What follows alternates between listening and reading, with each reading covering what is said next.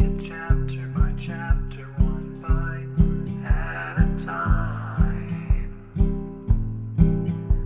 So many adventures and mountains we can climb. Take it word for word, line by line, one bite at a time.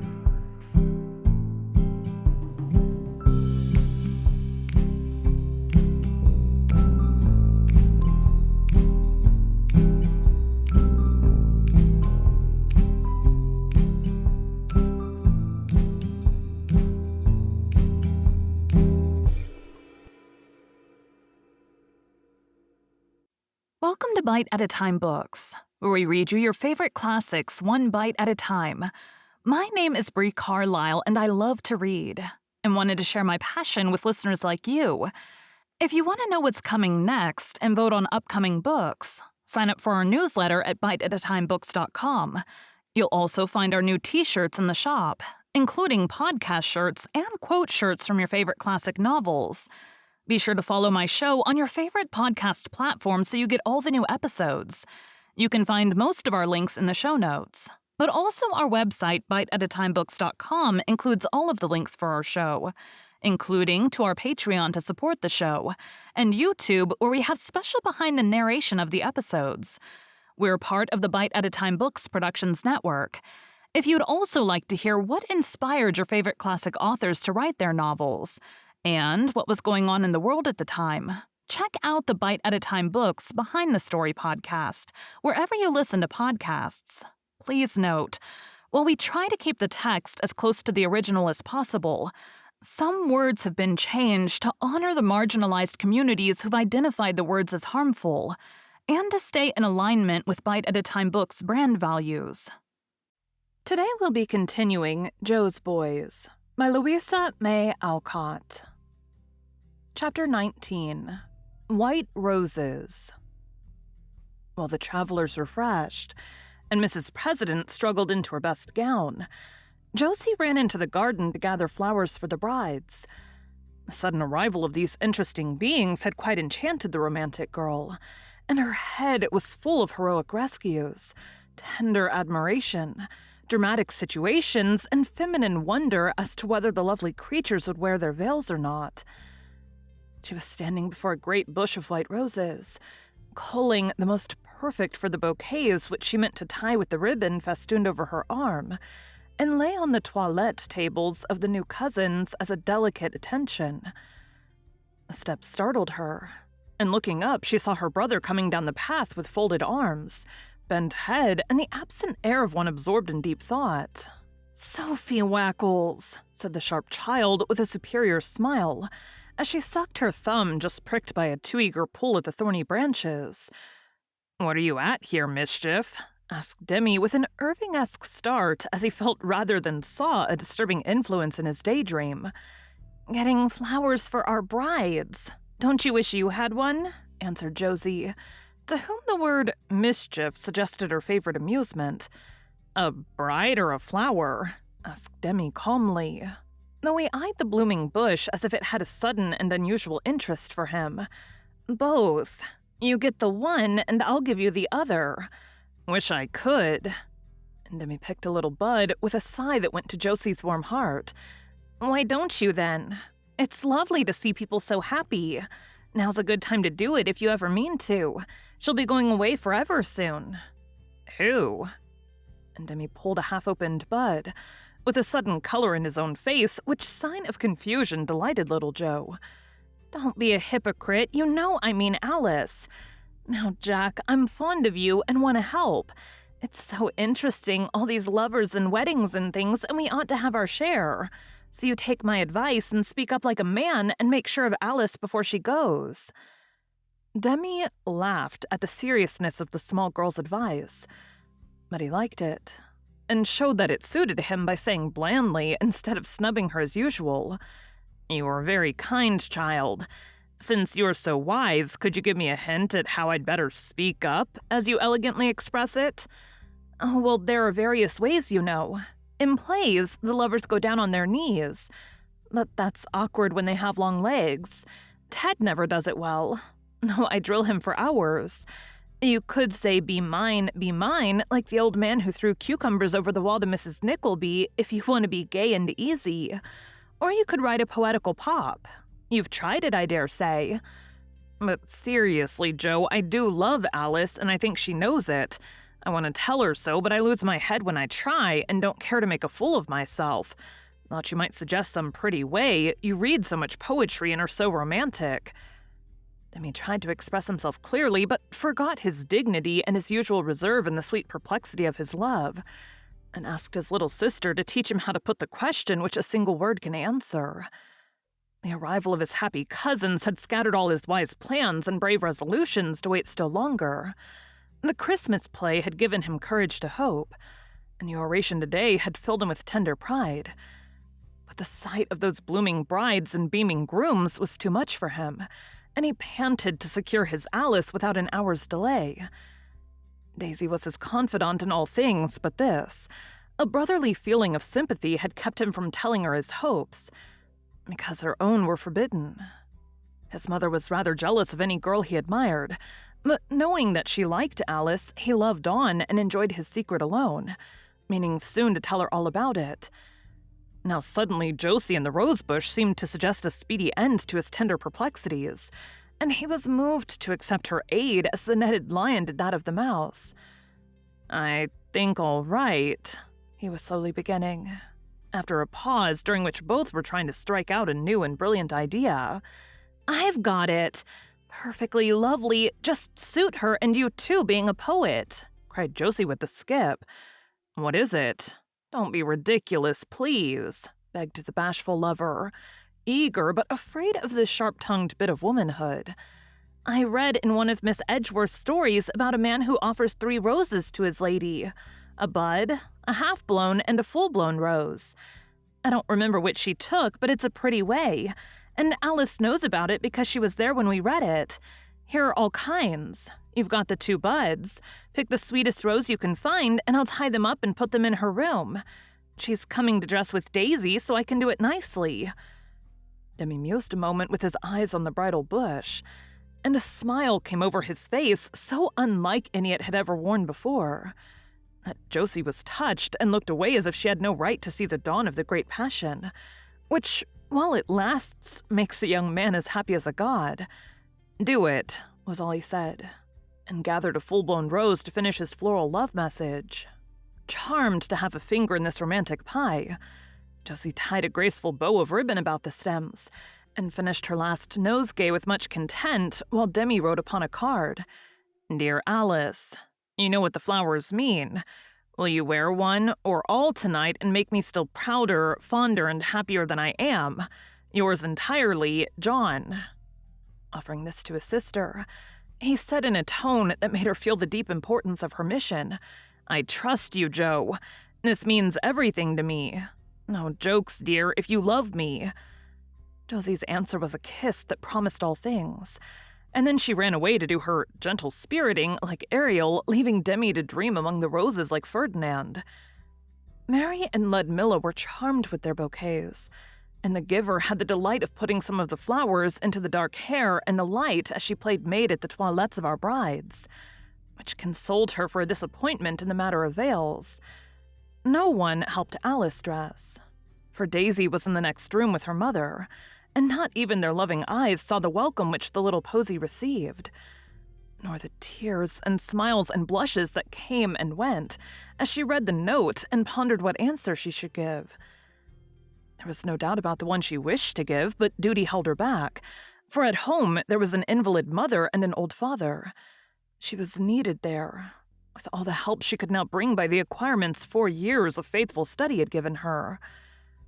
Love looked very sweet, and a home of her own with John, a little heaven on earth, but not yet. And she slowly laid away the full-blown rose as she sat before the mirror thinking over the great question of her life. Was it wise and kind to ask him to wait, to bind him by any promise, or even to put into words the love and honor she felt for him?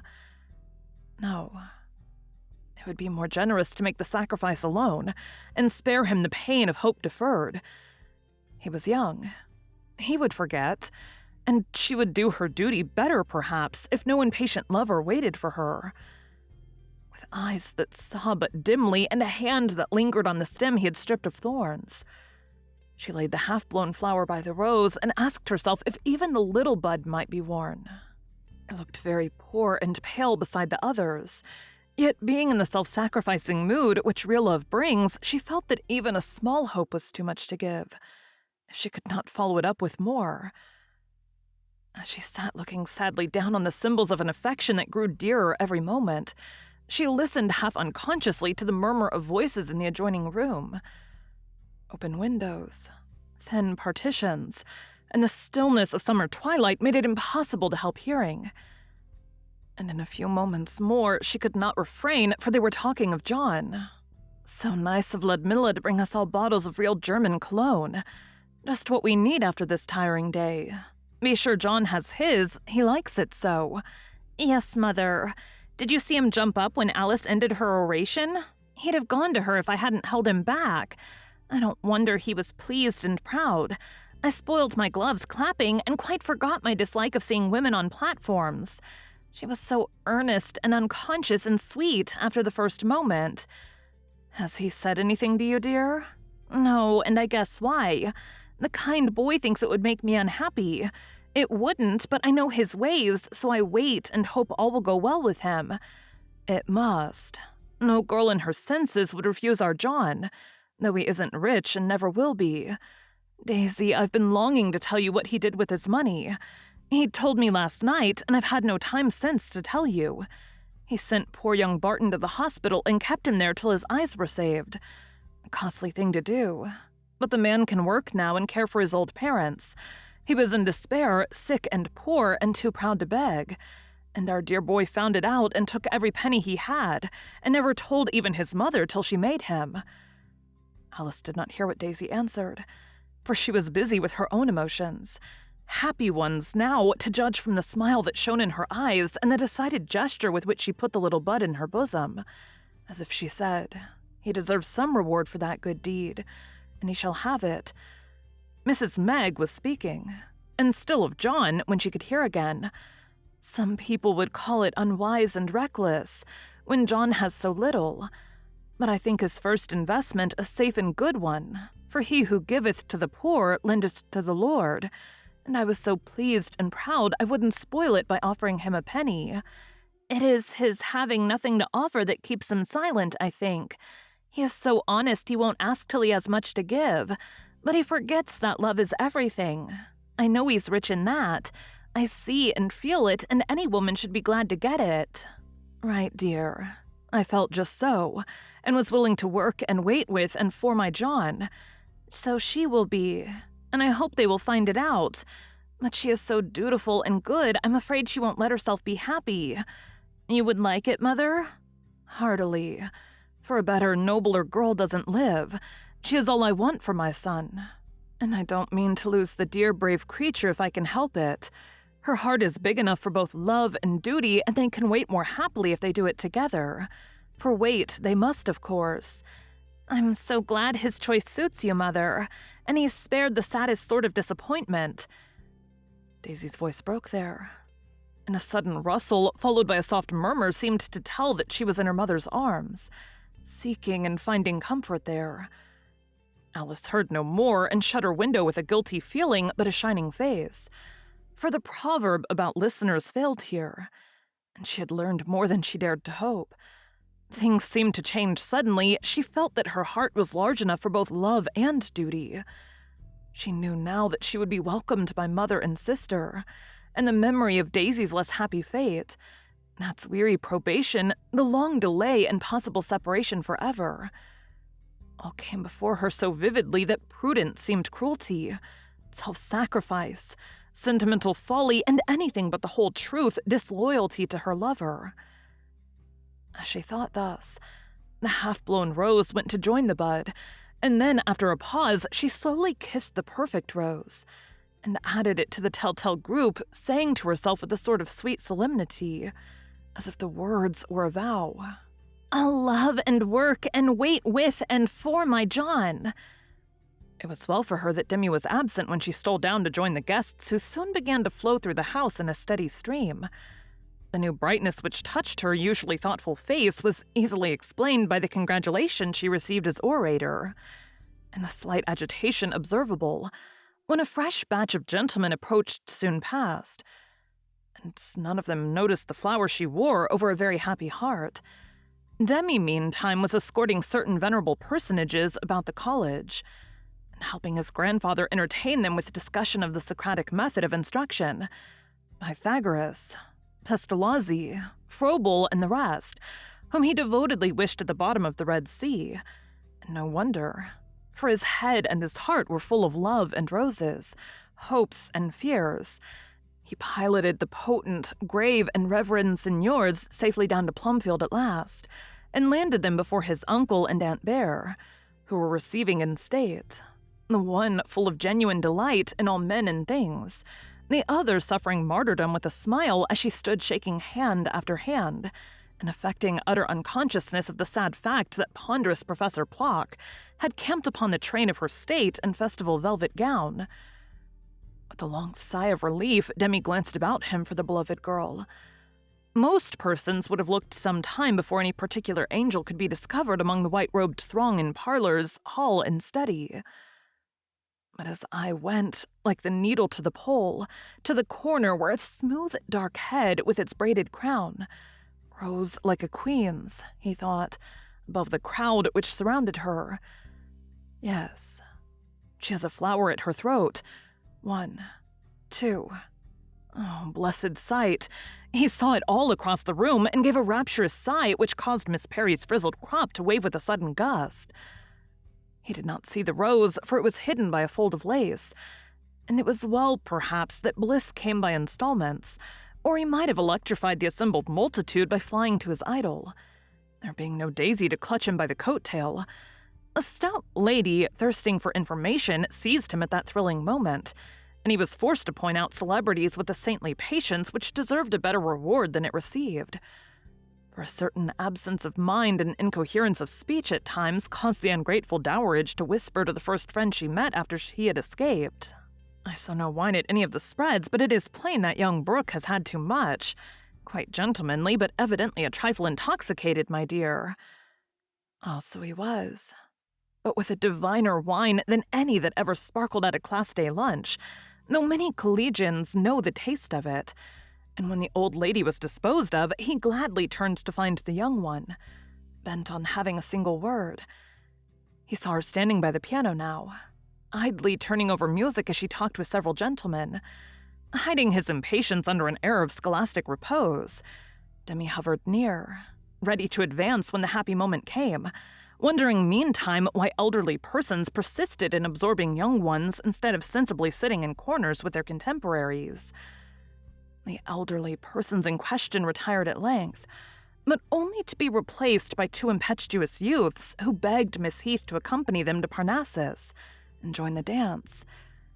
Demi thirsted for their blood, but was appeased by hearing George and Dolly say, as they lingered a moment after her refusal, "Really, you know, I'm quite converted to coeducation and almost wish I'd remained here. It gives a grace to study, a sort of relish even to Greek to see charming girls at it," said Steffi, who found the feast of learning so dry any sauce was welcome, and he felt as if he had discovered a new one. "Yes, by Jove, we fellows will have to look out or you'll carry off all the honors. You were superb today and held us all like magic, though it was so hot there. I really think I couldn't have stood it for anyone else," added Dolly, laboring to be gallant and really offering a touching proof of devotion, for the heat melted his collar, took the curl out of his hair, and ruined his gloves. "There is room for all, and if you will leave us the books, we will cheerfully yield the baseball, boating, dancing, and flirting, which seem to be the branches you prefer," answered Alice sweetly. "Ah, now you're too hard upon us. We can't grind all the time, and you ladies don't seem to mind taking a turn at the 2 latter branches you mention," returned Dolly, with a glance at George which plainly said, "I had her there." "Some of us do in our first years. Later we give up childish things, you see. Don't let me keep you from Parnassus." And a smiling nod dismissed them, smarting under the bitter consciousness of youth, You got it there, doll. Better not try to fence with these superior girls. Sure to be routed horse, foot, and dragoons, said Stuffy, lumbering away somewhat cross with too many spreads. So deuced sarcastic. Don't believe she's much older than we are. Girls grow up quicker, so she needn't put on airs and talk like a grandmother, muttered Dolly, feeling that he had sacrificed his kids upon the altar of an ungrateful palace. Come along and let's find something to eat. I'm faint with so much talking. Old Plot cornered me and made my head spin with Kant and Hegel and that lot. I promised Dora West I'd give her a turn. Must look her up. She's a jolly little thing and doesn't bother about anything but keeping in step. And arm in arm, the boys strolled away, leaving Alice to read music as diligently as if society had indeed no charms for her. As she bent to turn a page, the eager young man behind the piano saw the rose and was struck speechless with delight. A moment he gazed, then hastened to seize the coveted place before a new detachment of boars arrived. Alice, I can't believe it. Did you understand? How shall I ever thank you? Murmured Demi, bending as if he too read the song.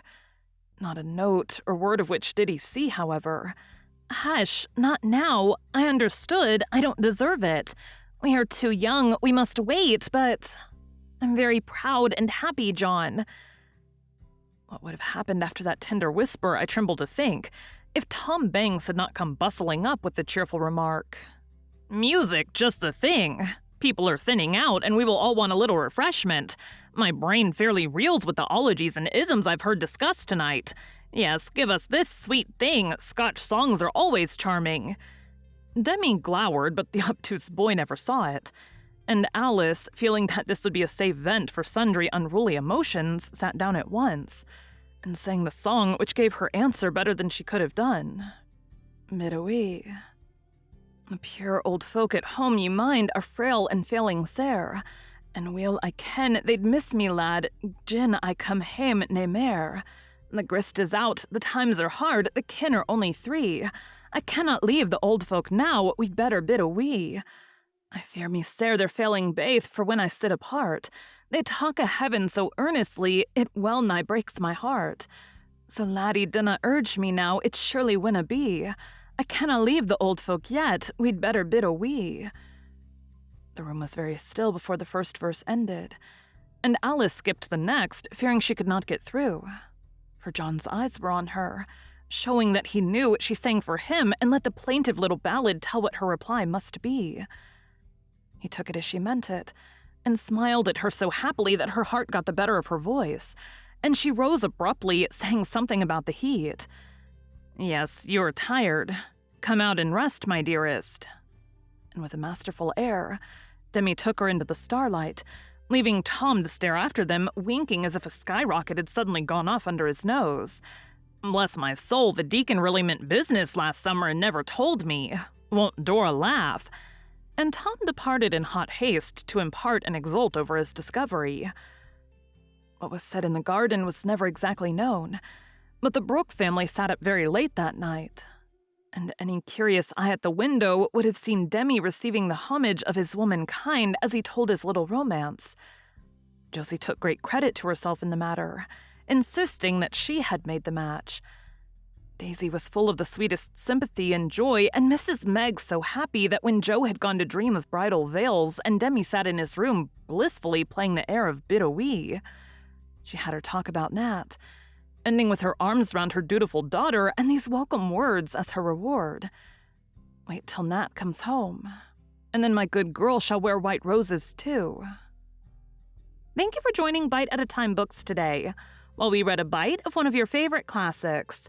Again, my name is Bree Carlile, and I hope you come back tomorrow for the next bite of Joe's Boys. Don't forget to sign up for our newsletter at biteatatimebooks.com and check out the shop. You can check out the show notes or our website, biteatatimebooks.com, for the rest of the links for our show. We'd love to hear from you on social media as well.